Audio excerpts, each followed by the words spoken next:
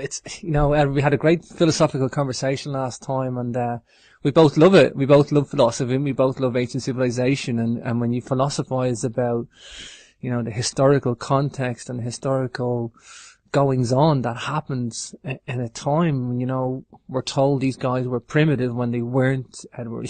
Everything screams that these guys were not a primitive civilization. There's major question marks about the antiquity as well, and we're going to get into all of that today. I guess tell us the premise of the book, Ancient Egypt, 39,000 BCE, the title, why write the book? What drove you to write that book? Is it a necessity, to explore the concepts? Well, it's my whole life kind of drove me to write that book, but to be more specific, I started questioning history long ago, because what I was learning in school wasn't matching up so much with a lot of the books I was reading, nor some of the shows, some of the documentary shows on television. So I decided to get my own answers, and I started that in around the mid-90s, and came out with a number of books, and this book here, Ancient Egypt 39,000, I actually spent a month in Egypt with Chris Dunn. Oh, wonderful. So the book has a lot of my experiences from being in Egypt. Plus, what I really wanted to do with the book, I wanted to try and paint a large picture of the whole mythology and the whole story and the whole history behind ancient Egypt. So in the chapters, I picked out various segments. Each chapter is actually kind of a little essay on a certain section of Egyptology. That way I could give the reader, a nice big broad view. Instead of writing, a very detailed book on one little subject, the general readership out there wants to read something more general, where you cover lots of topics and really paint a picture and put all the pieces of the puzzle together.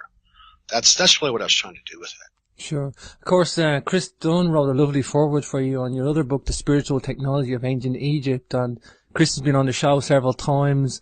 Just to remark on Chris and his work around ancient Egypt, and if you've spent a month with him, you'll probably agree, Edward, he's such an influential guy, and I mean influential in the sense that he's an intelligent academic researcher, and he's very, very focused on, he's brought a lot of wealth of information about ancient Egypt, particularly to the measurements of what these guys were able to do and their technology, and he's given us insight that nobody else has, and it's only by talking to this guy, or hanging out with him, in your case, Edward, for a month, it's incredibly sobering, and you couldn't help have your intelligence influenced by this guy. Right. Well, actually, Chris and I hung out for a number of years. Wow.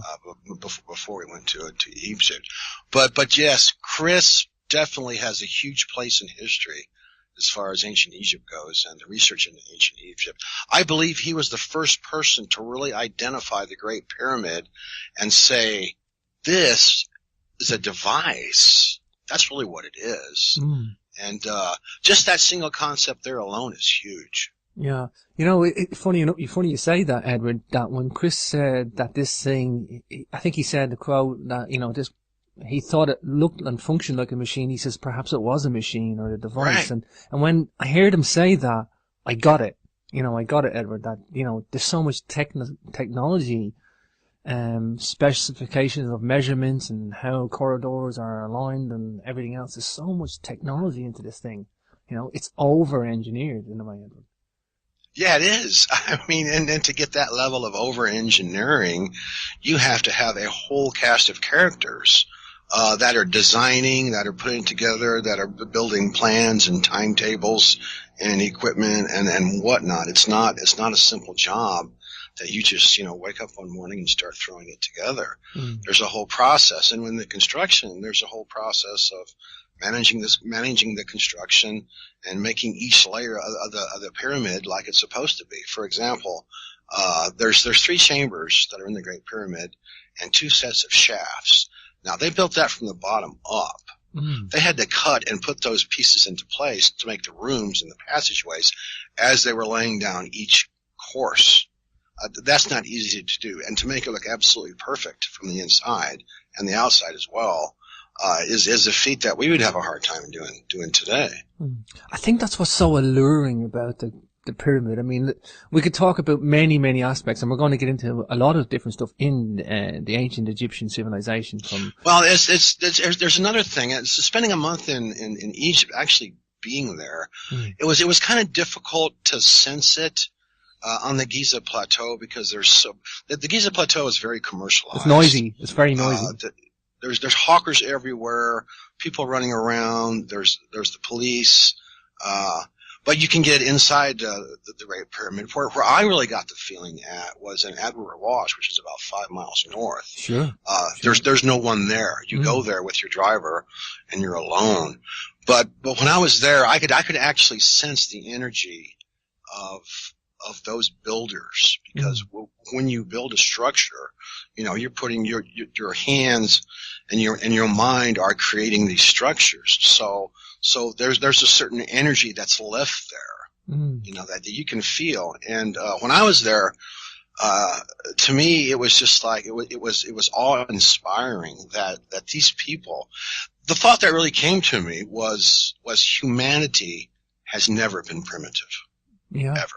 Funny enough, I did a show with Michael Cremo yesterday, and Michael talks about the deep antiquity of man, and I got into some heavy subjects, and I'm beginning to realize that, Edward. It's like we're highly advanced from word go, and we always have been, and there's nothing really to prove that we haven't. The evidence doesn't stand up. Yes, if you look at a selective piece of evidence that we're told fits that doesn't, yes, then you're going to believe that. But if you look, the anomalous evidence, which is a lot of this alternative history and alternative philosophy and alternative science, is really the driving force these days, Edward. It's where all the research is at. And alternative historians like yourself, researchers, Chris Dunn, everybody's kind of coming at this thing with their own angle, providing evidence, building a body, and it's a growing body of people and a growing body of knowledge. And the driving force is now the alternative field, Edward. Absolutely, and actually, you used the phrase alternative evidence, or not alternative, anomalous evidence. Really thinking about it, evidence is evidence. The only reason we call it anomalous evidence is because we don't like it. The people who wrote the history these past 200 or 300 years, they didn't want to believe that or think that way. So really, evidence is just evidence. And the evidence is there. You're absolutely right. Evidence is evidence. And like you say, you point out, it's a question of belief. If it's just because somebody believes the Darwinian evolution theory, when, it has never been proved, it's still a theory, or anyone believes that Egyptology is 2500 BC, and that's it because a bunch of Egyptologists say so, it's still a question of belief, and it's never been proved either way, Edward. And I think that's the kind of thing we're going to get into now, because we're going to talk about timelines. That's correct. I mean, actually, to be truthful, the truth of our past can be actually stranger than we even know right now. Yeah. We don't even know it. The more I look, I'm in my mid-30s now, and I've been going at this thing since I was 15, and I grew up with Hancock and Boval throwing out theories, and even then I was skeptical as a kid, but I took it on board, and I had an open mind, and I'm going at this 20 years, and I'm watching this research grow and grow, and the more I look at it, Edward, the more I realise we're only scratching the surface. We are looking at a fragment of what's left, and we're kind of missing these guys telling us their philosophy direct, but from the fragments that's left, we have such a beautiful insight, and it's scary, because these guys were highly advanced in my eyes. Because we don't know, we've lost this stuff in a way, we've lost it, and that's what scares me, is that civilization can fall, and we can lose this knowledge just like that, at the click of a finger, and, it saddens me in a way, it does sadden me in a way. Right, it had happened at least once before, and, it can happen again. What really piques my curiosity, you mentioned evolution here a little bit, what really piques my curiosity is that if you go back in Earth history and geology, there have been 5 major extinctions and about 17 minor extinctions in Earth history. Oh, 17 minor? Right. Wow. And after each of those 5 major extinctions, there was always a big leap forward in evolution. Okay. Sure. Moving from one type of world to another type of world, and the last big catastrophe is where we have the the dinosaurs going extinct, and the mammals becoming dominant. Well, there was a catastrophe 12,000 years ago that ended Civilization X. Sure. And I have to speculate and wonder, was that another boost of evolution in some way? Sure. Now we're talking question. we're talking Civilization X here. Let's grab this by the bull by the horns, as they say. You're talking 39,000 BCE, before the current era for ancient Egypt. Why the 39,000 BCE date?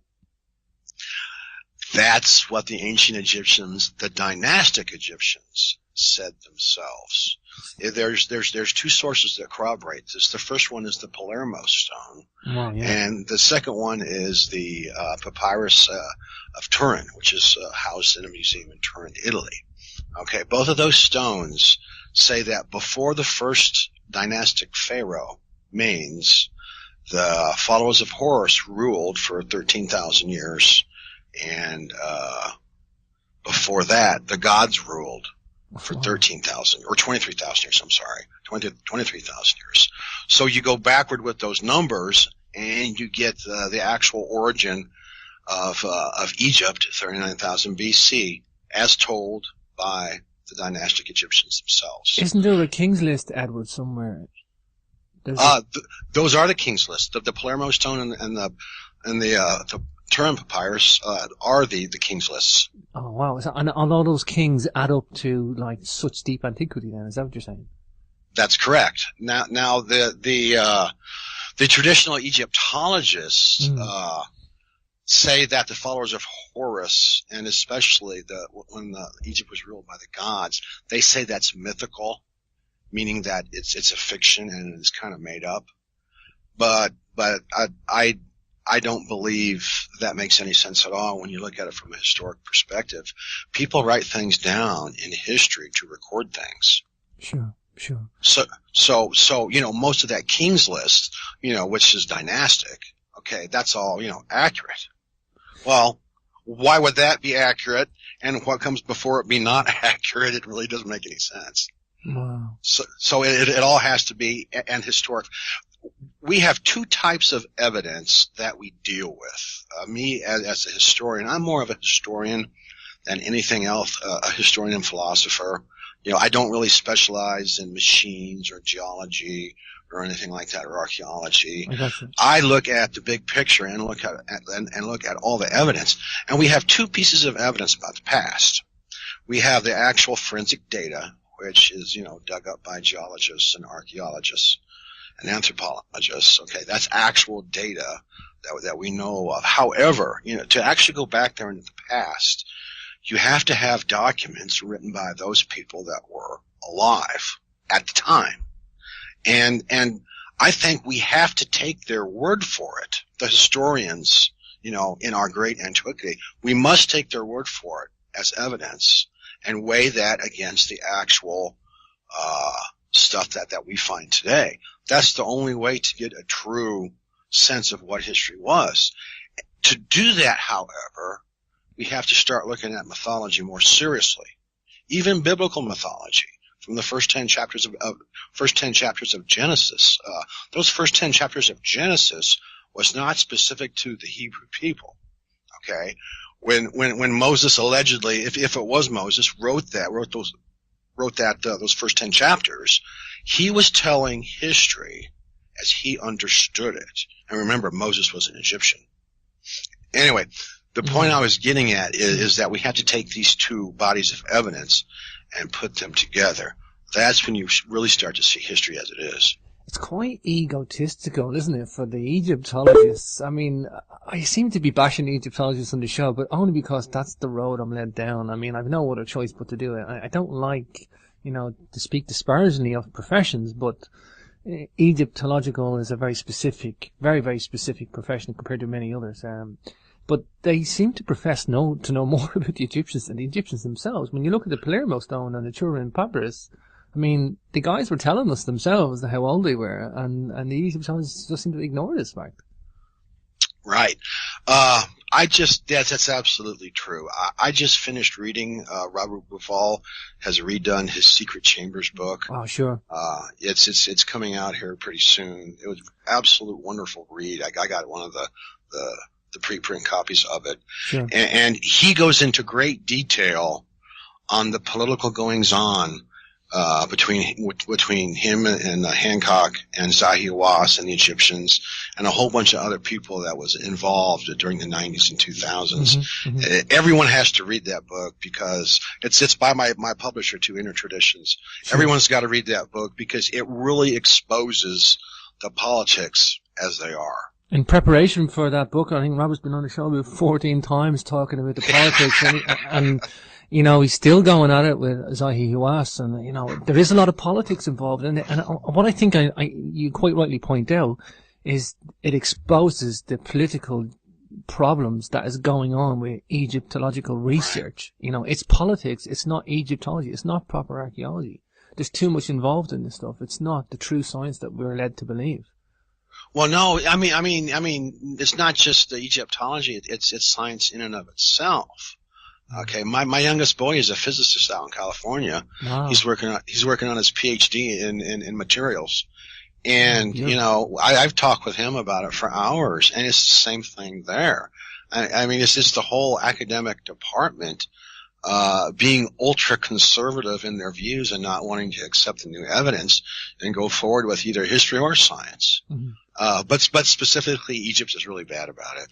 Hey, Edward, I just, this piques my curiosity here now about, I read something the other day, I'm just looking at the diagram again, that the south face of the Khafre pyramid is at a very specific angle, 53.13 degrees, a very unusual angle to be building a pyramid. People think pyramids are 60 degrees or 45 degrees or whatever, but this Khafre's pyramid is 53.13, and on the winter solstice, the sun hits it almost directly. But if you calculate the time when it truly hit the face, because the Earth's tilt changes, if you allow for the tilt to have changed, the time it hit directly was 19,000 years ago, and it's an archaeoastronomy way of dating the exact time that the face, if that's what the design of the pyramid was, and that's the design of the angle. Right, that's the big problem right there. You just said it. We don't know if the builders of the pyramid actually did that 53 degrees to specify that date. They may have. It's very close, though. It is very, very close. But how would we know? That's the problem. There's no way to know. And this is the thing, Edward. I mean, there's so much math in the pyramid. I think that's probably why people look towards this. Now, when you look at it's on a scale to the Earth again, 43,200, i.e., and that's to the heights and to the width of the height and the base perimeter or something. It's to do with the polar circumference of the Earth and north to and the circumference. The polar circumference and the equatorial circumference is encoded within the pyramid. Right. That may be encoded naturally if you're scaling down something inside a sphere, or, you know, they might not at least literally have measured the circumference, or they might not literally have measured the polar circumference. But they may have scaled down from observing precession on the spherical heavens of the sky, and as a result it got naturally encoded. I like to think of it in a philosophical sense like that, Edward, that these guys were doing the sacred geometry. They were exploring philosophical principles. Would you lend yourself to that idea? Yes, I would. Actually, I would really, really love to write a book on that subject just by itself with the Great Pyramid, because I do believe, and it has to be a belief because you know, there's no really way to know, but it is my belief that the evidence supports the notion that the people of Civilization X, they knew what was coming. They knew that they were going to be destroyed, and they saw it in the sky, and they built the pyramids, and they aligned them to the stars, and they actually created a hidden message in what they built. Wow. I actually subscribe to this theory too, Ed. Funny you ask me that, or say that on the show. I had a philosophical discussion with my girlfriend, and she was asking me, you know, why would they encode so much information into the pyramid? And my answer was because they could, because they wanted to, because by doing that, it's showing high intelligence. If you were to sit down and go, we're going to be wiped out, we're going to lose our civilization, everything's going to fall, we need to leave something like a legacy. You're going to want to, number one, build it in stone so that it will last. Number two, you're going to put so many philosophical, scientific concepts into that one stone monument that you can, to show that you had math, to show that you were there, to show that, you know, by certain angles and certain alignments, you know, there's so much in that pyramid. It's mind-boggling. I mean, we have PhD mathematicians and philosophers still going at this thing today. Right. That they were actually creating a physical record of their existence. That's what they were doing. And the thing is, like, we expect that physical record to be, you know, telling us the answers to the meaning of life or whatever, all their science written down, you know, but it's not going to be like that. No, and it makes sense to me what they did because, well, let's just pretend it's going to happen today. Okay? The people in our future will probably not understand our language. There's just no way to know. So to be safe about building a record and a message for the future is to make sure that message could be understood without knowing the language. Well, for me, Edward, don't laugh now for me, but there's only two universal languages. One is mathematics and the other one is love. Correct. And the other one is love. But That's correct. Absolutely, man. And you're not going to use love to transcend time. Mathematics would. No, mathematics will. That's correct. You know. Okay, let's get into some of the structures. We're talking about the pyramids, Sphinx Valley temples, Saqqara. This is a civilization that used granite.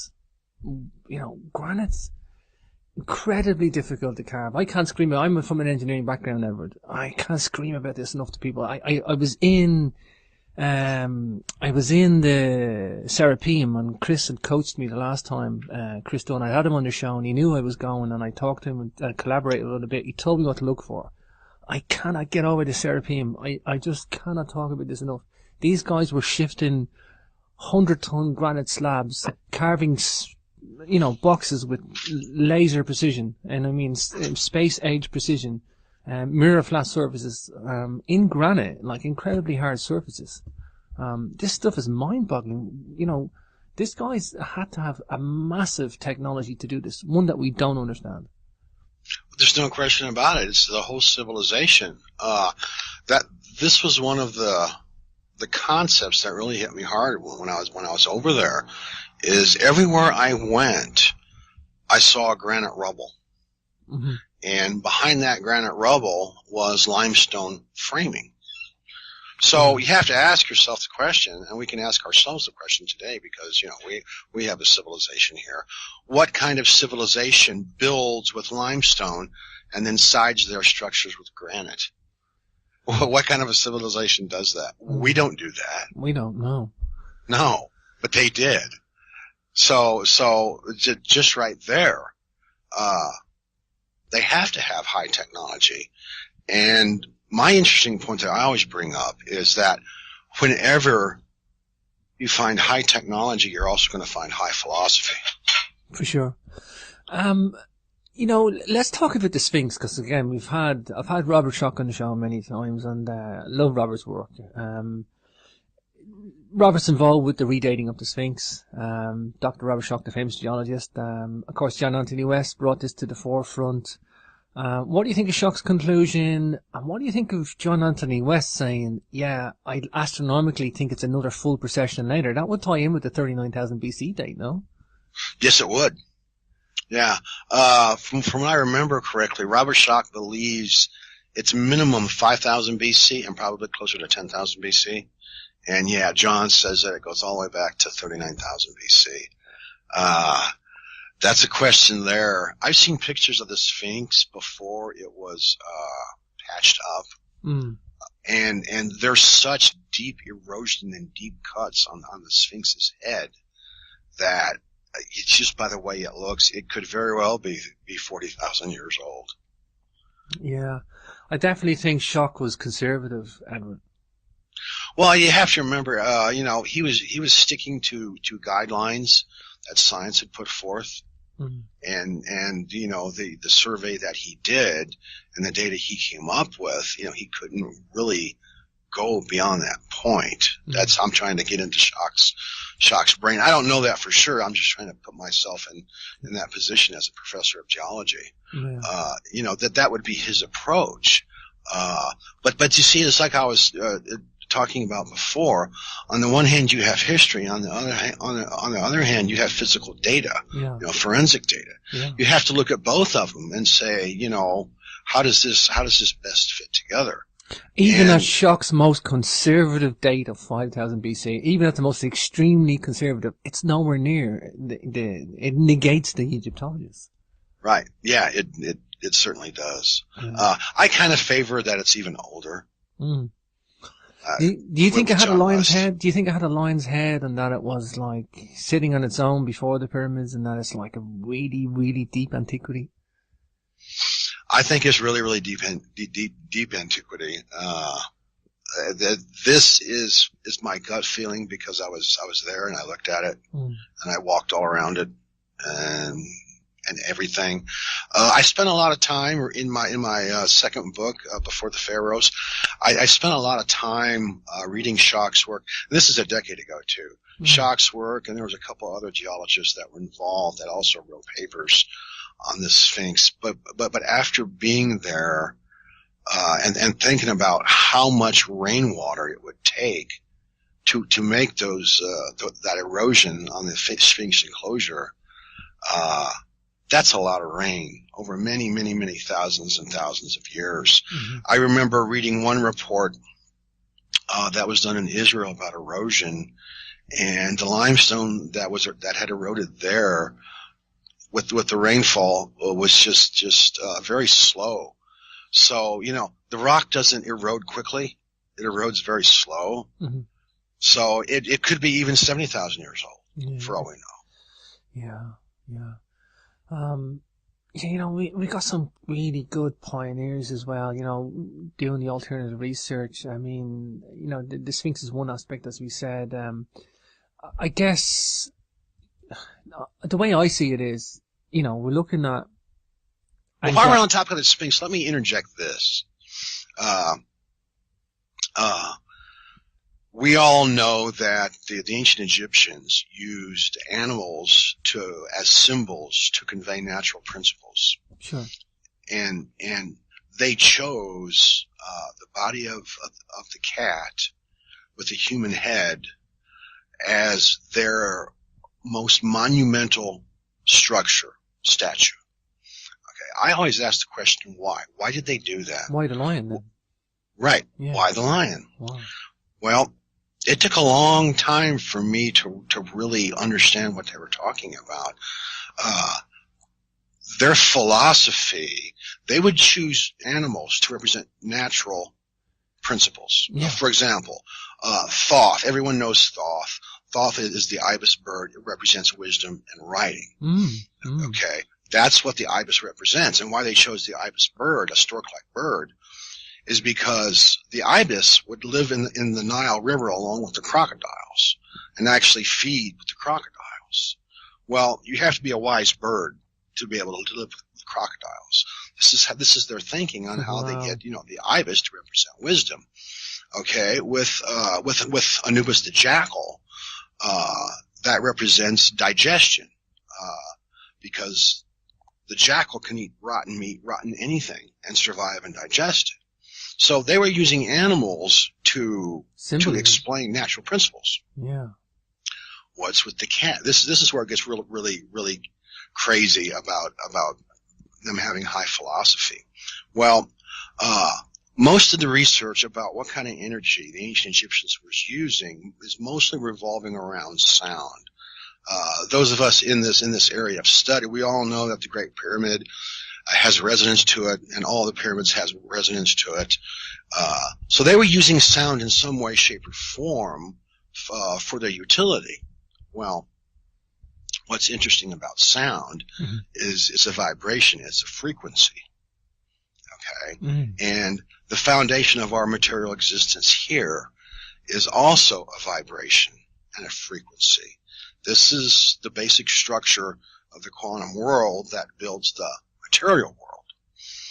Okay, well, the base of the lion, or the base of the statue is a lion. The head is a human being, and so they're putting the head at the base of this big human head, at the base of this great big statue. What are they conveying by that? Well, the number one aspect about a cat that everyone knows about is that a cat purrs. Whenever you hold a cat, it purrs, and it vibrates. Sure. It's a vibration.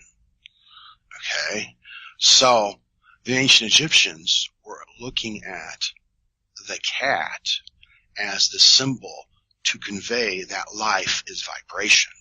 Wow. And at the head of that life, the pinnacle of evolution, if you want to refer to it like that, is the human species. Therefore, you have reality as it exists being a vibration symbolized by the cat, with the humanity at its pinnacle as the head of the statue. Wow. Beautiful, Ever. I like that. You know, and they say that the purr as well, scientifically, the purr of a cat can regulate the heartbeat because they sit on top of your chest. If you lie, I noticed I've had kittens and cats, and when you lie sleeping, they'll sit on your chest and they cuddle in for heat, but the purr of a kitten can regulate your heartbeat. They do. Yeah. I've experienced that myself, and it has a very deep calming effect on you. Of course, and didn't the Egyptians mummify something like close to 1 million cats or something? They worshipped the cat as a massive deity. Right. You know, deeply respected. Right, but you know, I want to comment on that too. Why you brought it up? I don't think the Egyptians worshipped cats. I think that's our modern day dogma, going backward in time and saying, well, they did this to cats, they must have worshipped them or something like that. Okay. I have a number of cats, and I've had cats for almost a decade now. Wow. And there's something about the cat that helps a person achieve a level of awareness and communication at a very basic level.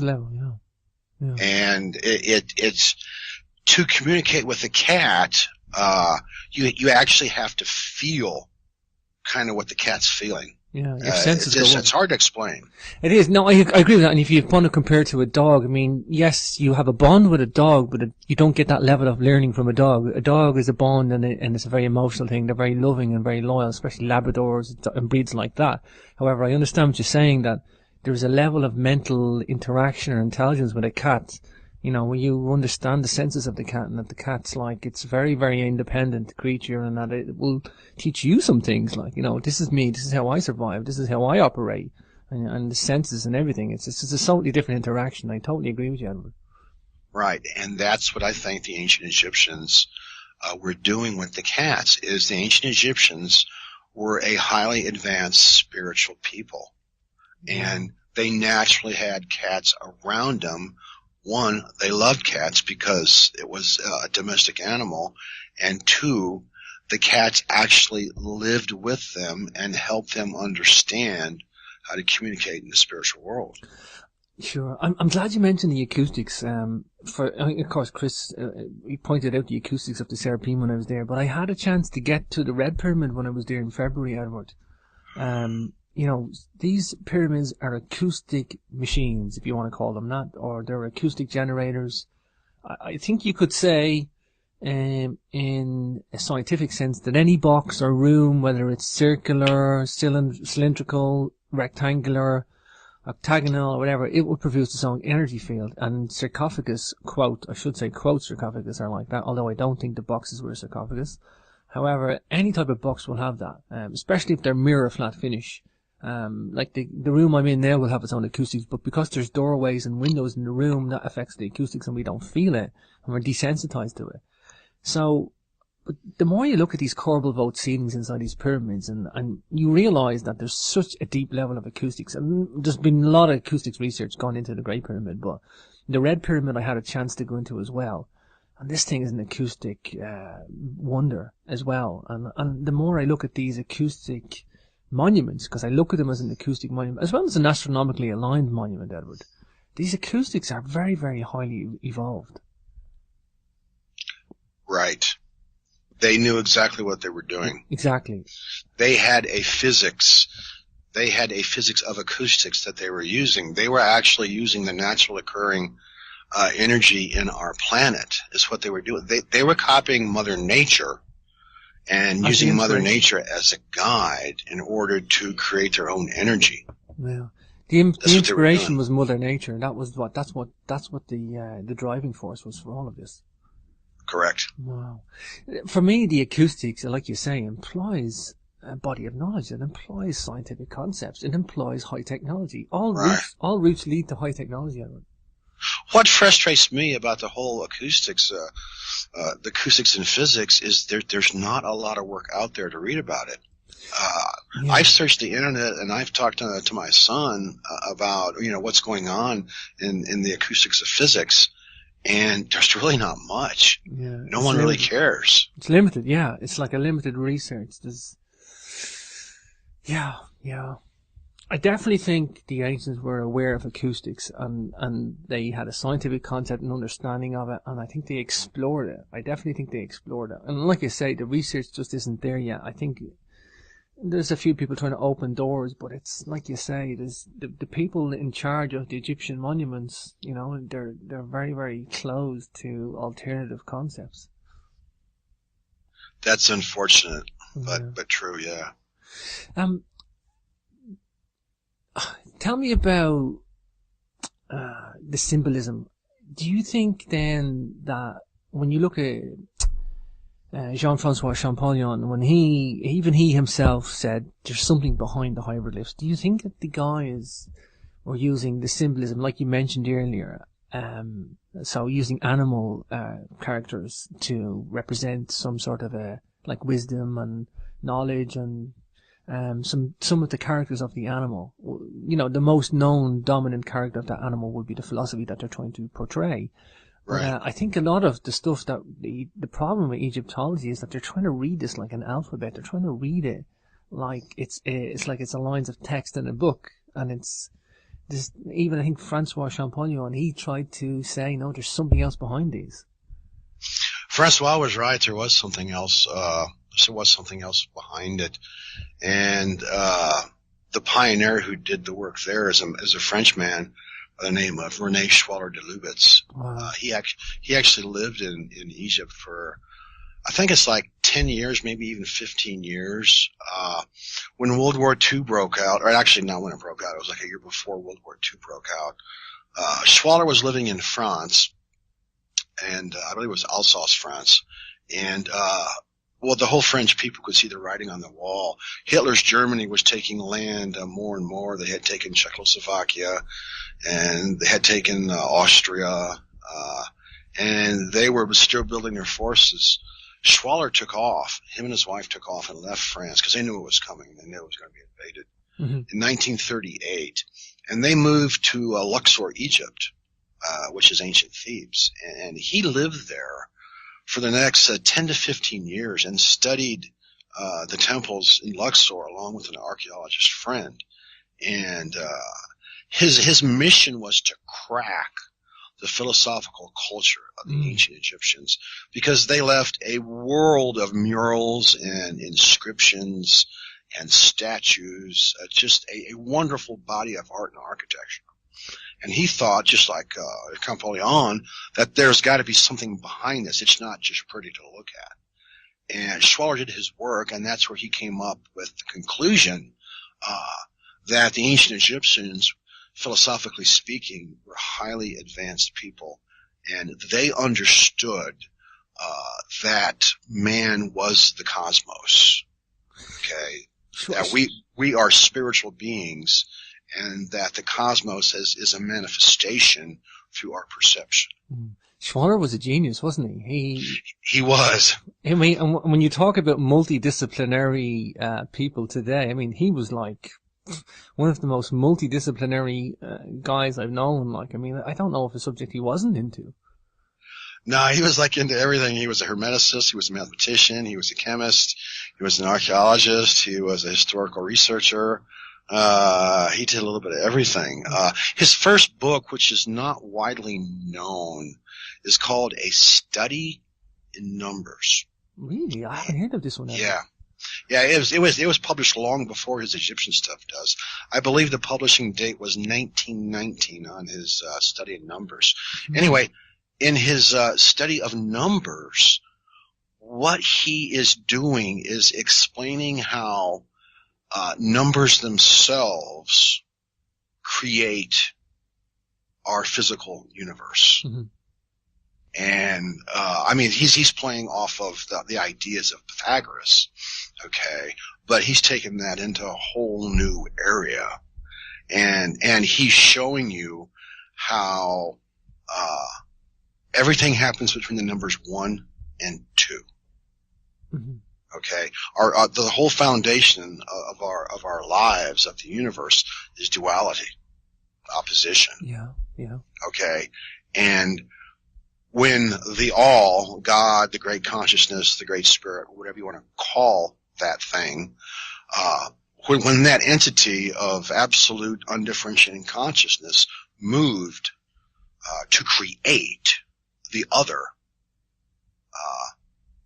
it was a chain reaction that created everything. Because first you have one. One represents the all. The actual number 1 represents the all. That's all there is. It's a cosmos of one, a universe of one. And when one moves and creates another, then you have 2.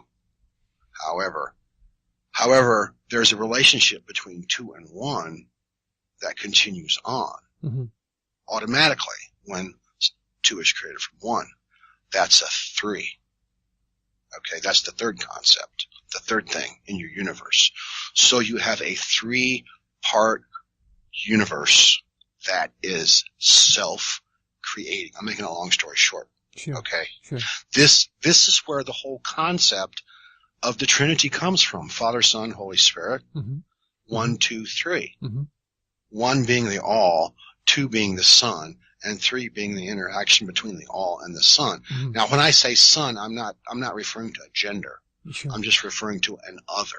Sure. Okay. Sure. And it's through that model that our entire material universe is built. This is actually kind of easy to see. If you look at the periodic chart of elements, you can see that what distinguishes one element from another element is the number of electrons and protons Sure. that are bound into the atom. So when you break our reality down, it really is number. Anyway, Schwaller did that in 1919, Wow. and it's actually a very brilliant book. Yeah, I've got a few of Schwaller's books. I don't have them all, but it's certainly one I want to pick up now. What an awesome guy, and this is like I talk about one of the pioneers in the alternative field, and he was the one that really kickstarted off alternative research in Egypt.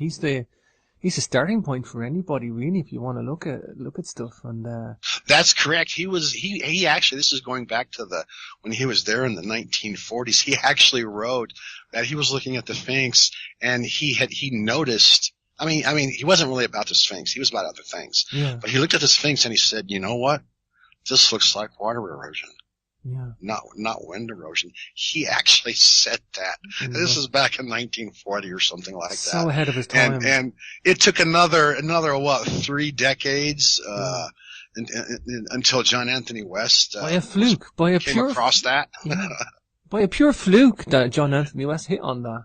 And the thing is, if you look at it, Edward, if you look at Schwaller having the throwaway line in the book, and then the random chance that John Anthony West was, picking this up in a French translation as well, and then realizing its worth. And look what's happened because of that.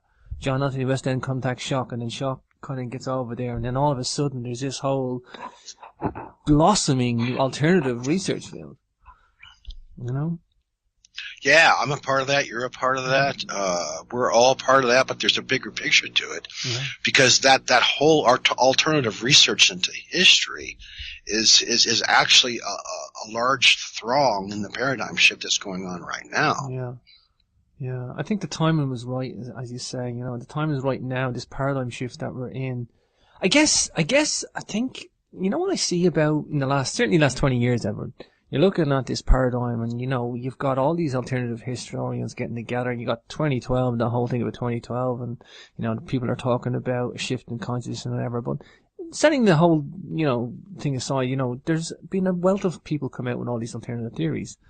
And I think the main thing that we can kind of settle on is that we've had a cataclysm. Hancock would probably definitely subscribe to this, but I think a lot of people will settle on the fact, whether it was the Ice Age or a comet or whatever, and this is going to bring us back to your book again, the Civilization Next. We've had some sort of a cataclysm on this earth.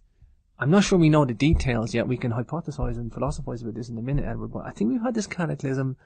It's tampered with our historical account in terms of a flowing nature, and all of a sudden we're thrown back into the Stone Age. And do you think perhaps Civilization X, the 39,000 BC Egyptians, there was a break in the civilization, and then another Egyptian race started up, tried to reenact what the other ones were doing? Or do you think they just fell from grace? Or, do you think that the cataclysm was the break around the Ice Age? The cataclysm was definitely the break. 12,000 years ago. I've done some of my own research on this. There's a number of theories out there. But the one that lines up the best, the actual physical evidence lines up the best, is that a star in the Vela system 12,000 years ago went type 2 supernova. Yeah. And it shot a planetoid-sized ball of plasma. Here we're talking hundreds of millions of degrees in temperature. Yeah. Shot this planetary-sized ball of plasma in all directions, and a piece of that came into our solar system and basically ricocheted through our solar system and came really very, very close to Earth. And part of that did break off and impact the Earth in the Great Lakes region. Mm-hmm. Long story short, our Earth was radiated 12,000 years ago, and then we had a flood of debris and asteroids and junk that came along with this type 2 supernova that also impacted Earth. Wow. Why the Egyptians made it, and why, this has always been a big question of mine, is why is the North American continent, why was it so pristine in history? Why did it take so long for the population to come to North America as opposed to the Eastern Hemisphere?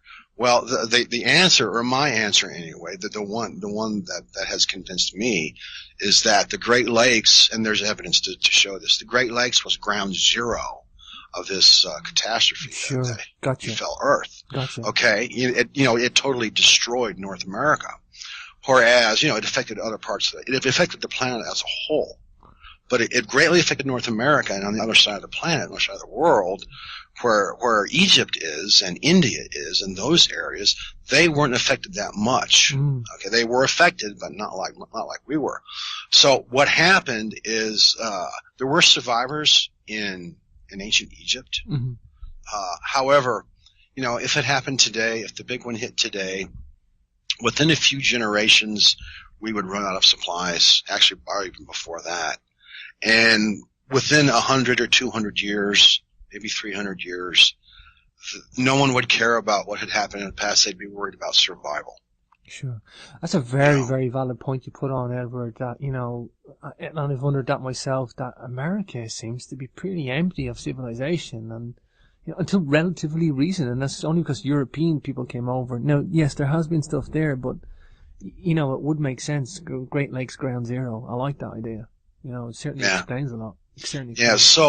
But it seems to me that even though the technology was lost, and I understand why the technology was lost, because if it happened to us today, our grandsons or great-great-grandsons and daughters, they wouldn't need the technology that we had.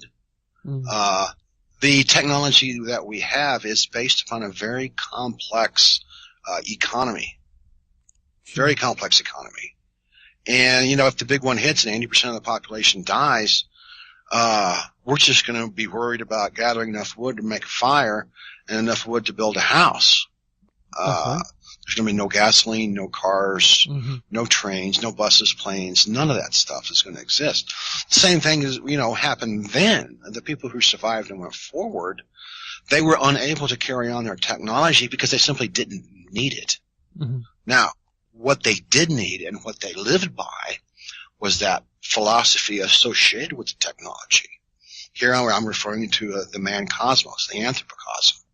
Okay, their use of animals as symbolism to explain their natural philosophy. That did come forward in the survivors, and they passed that down generation after generation. And that's why it made it to dynastic Egypt. That's why it was kind of underground, or not really underground, but really not really. There's no history behind it because there's no history written. It was carried orally until the first dynasty.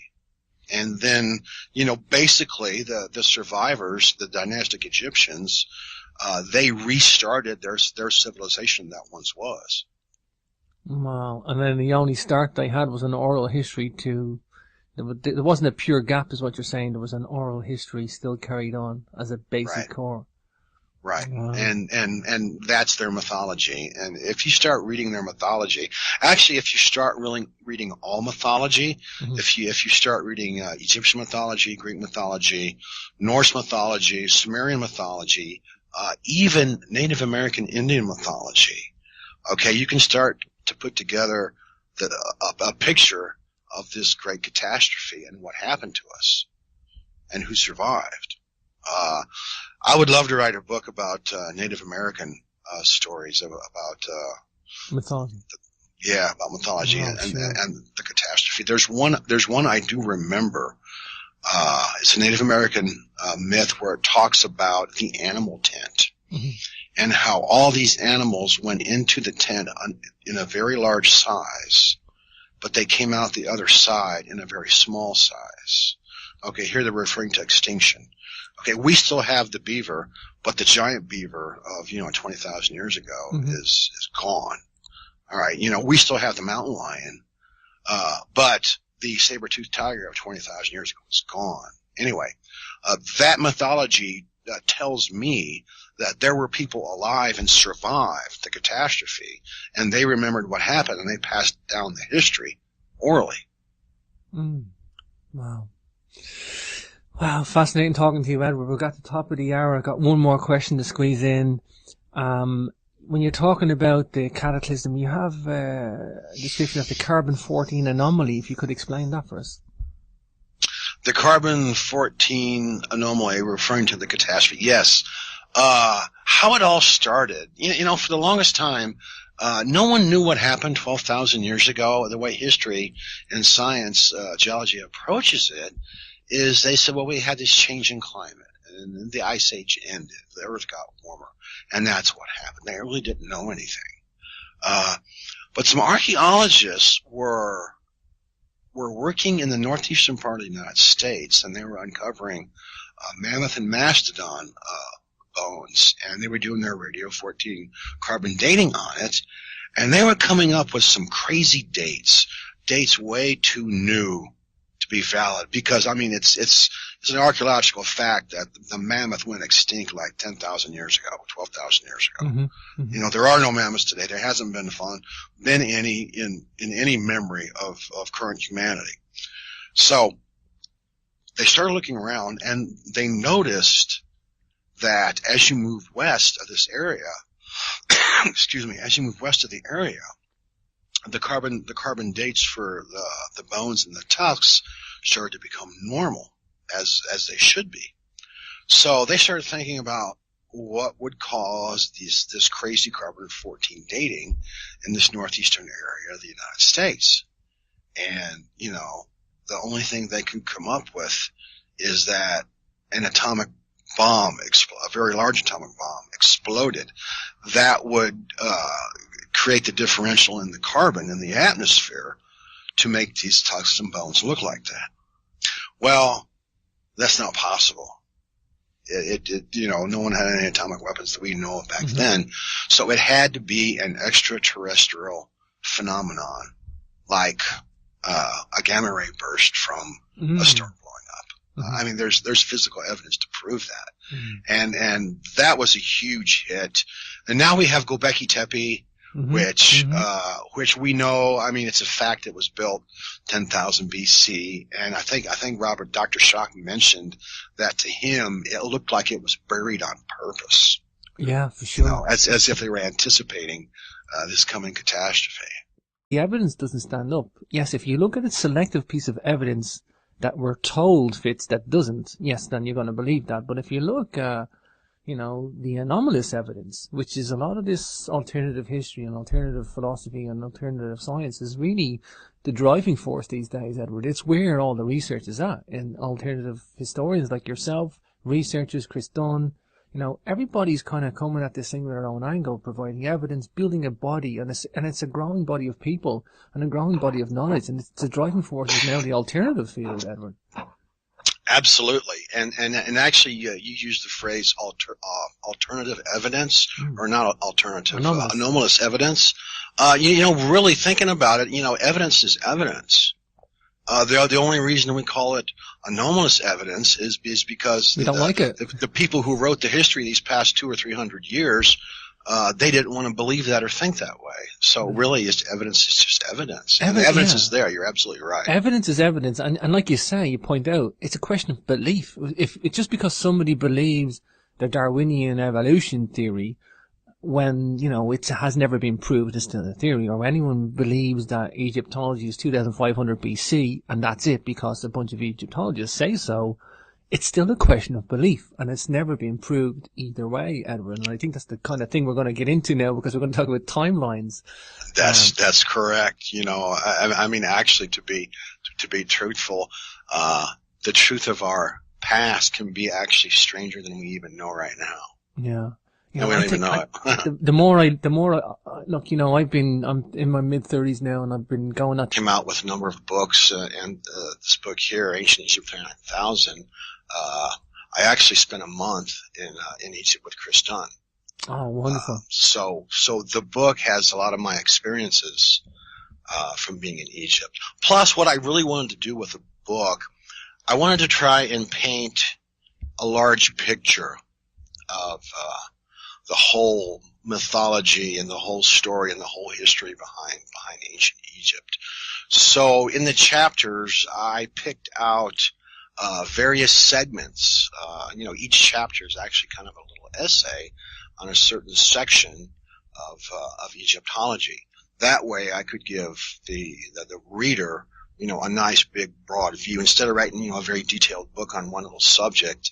The general readership out there wants to read something more general, where you cover lots of topics and really paint a picture and put all the pieces of the puzzle together.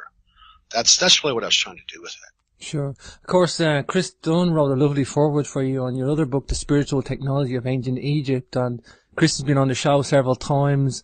Just to remark on Chris and his work around ancient Egypt, and if you've spent a month with him, you'll probably agree, Edward, he's such an influential guy, and I mean influential in the sense that he's an intelligent academic researcher, and he's very, very focused on, he's brought a lot of wealth of information about ancient Egypt, particularly to the measurements of what these guys were able to do and their technology, and he's given us insight that nobody else has, and it's only by talking to this guy, or hanging out with him, in your case, Edward, for a month, it's incredibly sobering. And you couldn't help have your intelligence influenced by this guy. Right. Well, actually, Chris and I hung out for a number of years. Wow. Before we went to Egypt. But yes, Chris definitely has a huge place in history as far as ancient Egypt goes and the research into ancient Egypt. I believe he was the first person to really identify the Great Pyramid and say, this is a device. That's really what it is. Mm. And just that single concept there alone is huge. Yeah.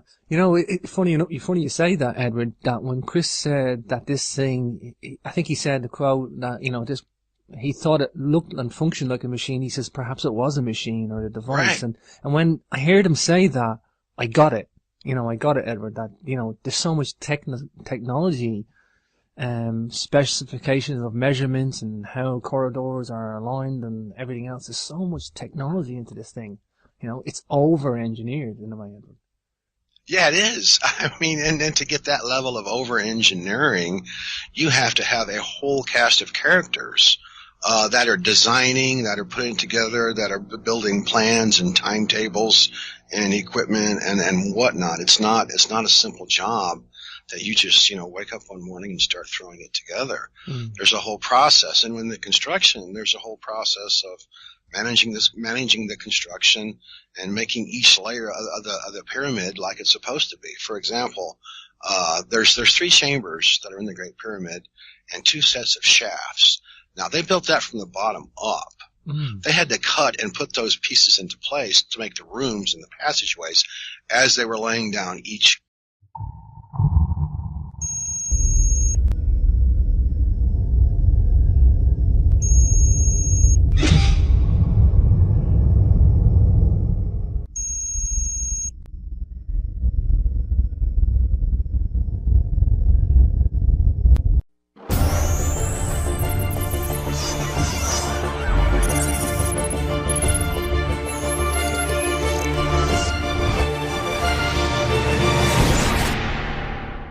Wow, it's, Ed, we had a great philosophical conversation last time, and we both love it. We both love philosophy, and we both love ancient civilization. And when you philosophize about, the historical context and historical goings on that happens in a time when, we're told these guys were primitive when they weren't, and everything screams that these guys were not a primitive civilization. There's major question marks about the antiquity as well, and we're going to get into all of that today. I guess tell us the premise of the book, Ancient Egypt, 39,000 BCE, the title, why write the book? What drove you to write that book? Is it a necessity to explore the concepts? Well, it's my whole life kind of drove me to write that book, but to be more specific, I started questioning history long ago because what I was learning in school wasn't matching up so much with a lot of the books I was reading, nor some of the shows, some of the documentary shows on television. So I decided to get my own answers, and I started that in around the mid-90s. And course, that's not easy to do, and to make it look absolutely perfect from the inside and the outside as well. Is a feat that we would have a hard time doing today. I think that's what's so alluring about the pyramid. I mean, we could talk about many aspects, and we're going to get into a lot of different stuff in the ancient Egyptian civilization. Well, there's another thing. It's spending a month in Egypt, actually being there. It was kind of difficult to sense it on the Giza Plateau because the Giza Plateau is very commercialized. It's noisy. It's very noisy. There's hawkers everywhere, people running around. There's the police, but you can get inside the Great Pyramid. Where I really got the feeling at was in Adwar Wash, which is about 5 miles north. Sure. There's no one there. You go there with your driver, and you're alone. But when I was there, I could actually sense the energy of those builders, because when you build a structure, you're putting your hands and your mind are creating these structures.